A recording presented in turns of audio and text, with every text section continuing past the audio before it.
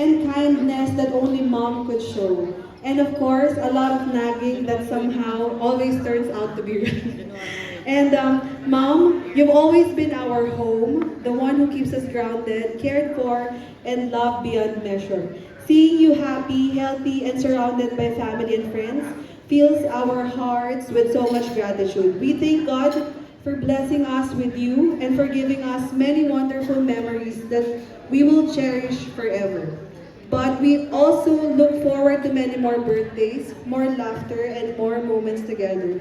So tonight, we raise our glasses.